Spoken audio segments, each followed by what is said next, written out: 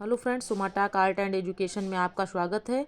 हम TGT PhD related art पढ़ रहे थे, जिसमें हम आज पढ़ेंगे दक्षिण शैली या दक्षिण शैली, जो कि 16वीं सदी से 19वीं सदी तक थी। दक्षिण शैली, आइए देखते हैं क्वेश्चन। दक्षिण शैली कैसे क्वेश्चन आते हैं, क्योंकि बहमनी साम्राज्य के पतन के बाद दक्षिण शैली का उदय हुआ। आइए देखते हैं दक्षिण शैली। दक्षिण शैली में किसने कला प्रेम का परिचय दिया? तो कला मतलब कला का प्रेमी कौन था दक्षिण शैली में? तो अहमद शाह वली बहमनी ने दिया था कला का परिचय। दक्षिण शैली में विजयनगर के राजाओं के समसामयिक किन सुल्तानों का शासन था? तो बहमनी सुल्तानों का शासन था। दक्षिण शैली मुख्य रूप से किससे संबंधित थी? तो दक्षिण के मुस्लिम साम्राज्य से संबंधित थी। दक्षिण का क्षेत्र किस सल्तनत के अधीन था? तो बहमनी सल्तनत के अधीन था।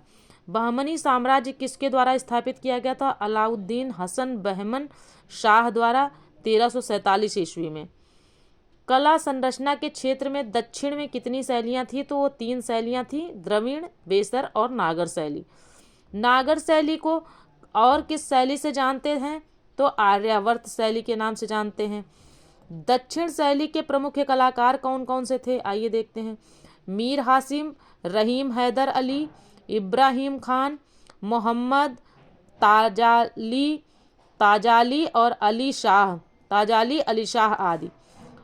अली शाह किस किस क्षेत्र से जुड़े थे? तो जो अली शाह थे वो चित्रण, लेखन तथा काव्य से जुड़े थे। किस चित्र को अली शाह ने हीरो से सजाया था?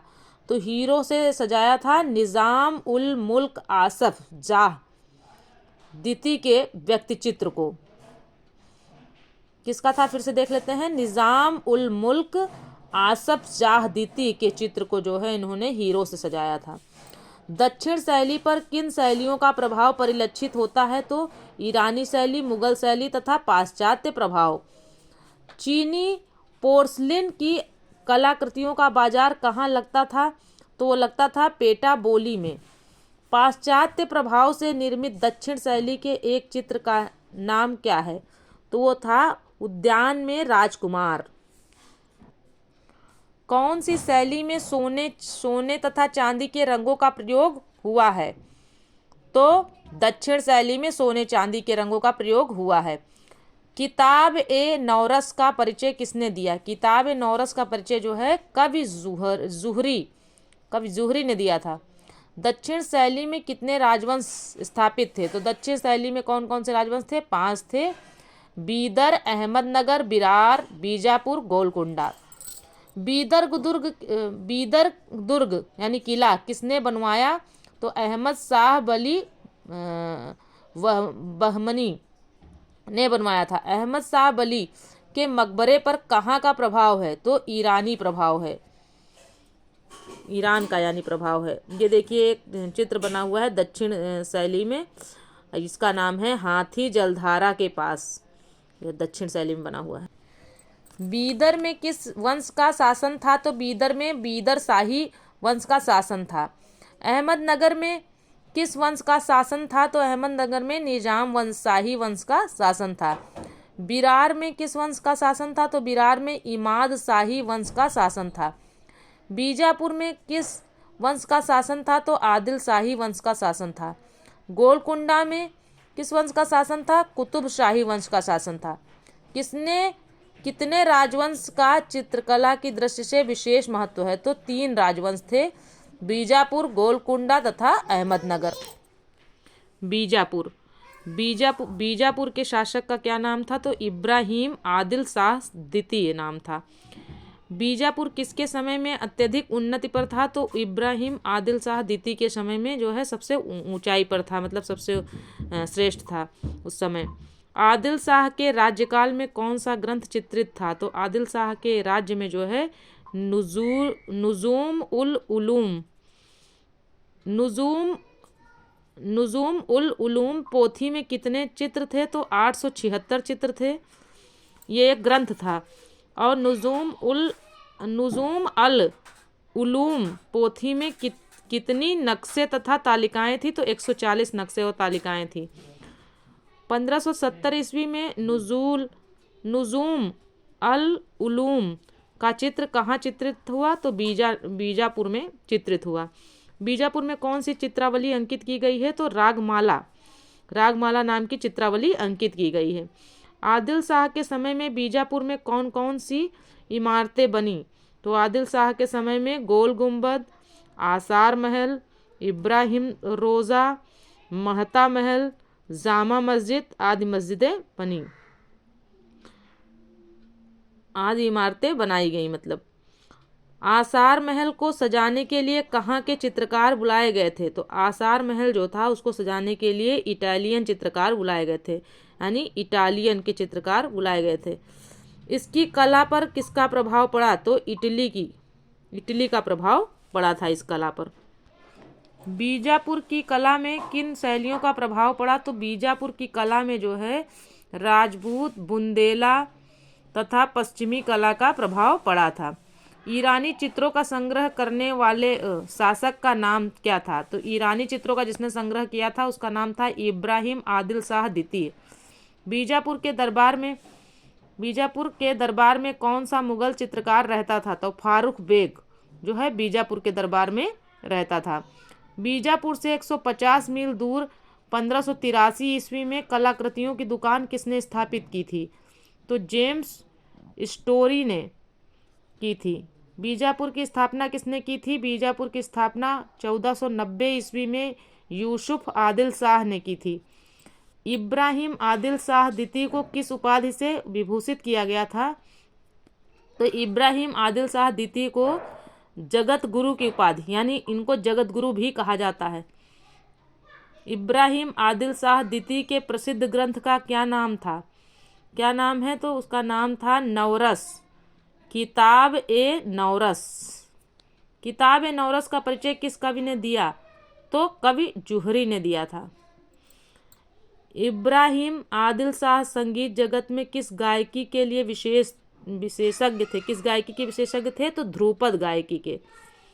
इब्राहिम आदिल शाह ने किस नगर की स्थापना की थी? तो नौरसपुर की स्थापना की थी। 1687 ईस्वी में बीजापुर किस मुगल शासक का अधिकार था? तो 1687 ईस्वी में बीजापुर पर जो है औरंगजेब का अधिकार था। किस मुगल चित्रकार का बीजापुर के आदिल शाह सुल्तानों से संपर्क था? तो था मीर हाशिम का। अब आगे देखते हैं गोलकुंडा। गोलकुंडा का प्राचीन एवं प्रसिद्ध बंदरगाह कौन सा था? मुसलीपट्टनम क्षेत्र में पाश्चात्य देशों में से कौन आते थे? तो अंग्रेज एवं डच आते थे।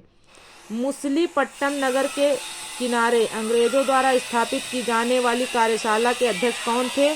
तो थे विलियम मैथवोल्ड।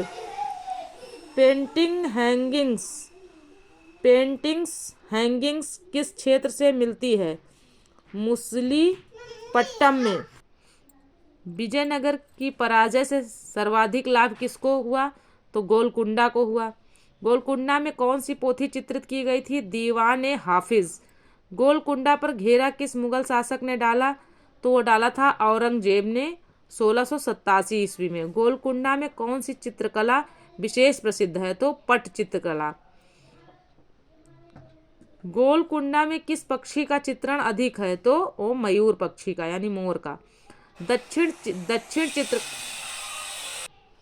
दक्षिण चित्रकारों में किसका नाम महत्वपूर्ण है? मीर हाशिम तथा रहीम का।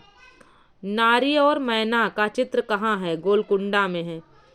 ये चित्र किस संग्रहालय में सुरक्षित है? तो चेस्टर वेट्टी संग्रहालय में। आइए देखते हैं अहमदनगर। अब अहमदनगर में क्या क्या है? अहमदनगर क्या है? अहमदनगर विजयनगर को हराने में किस शासक का हाथ था? तो अहमदनगर के हुसैन निजाम शाह प्रथम का। अहमदनगर में किस ग्रंथ के चित्र बने हैं? तो रागमाला के चित्र बने हैं। अहमदनगर के शासकों के संरक्षण में कौन सी पांडुलिपि तैयार की गई? तो थी 1591 से लेकर 1595 के मध्य तारीफ-ए-हुसैन शाही।